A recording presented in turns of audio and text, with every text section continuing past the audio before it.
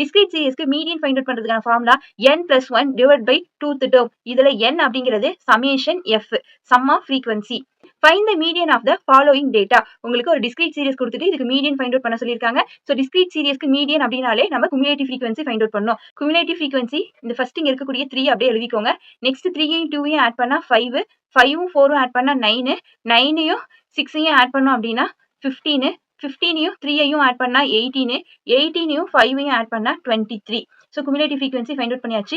Next summation f equal to, so இந்த frequency ஃபுல்லா add பண்ணோம் அப்படின்னா நமக்கு 23 வரும்.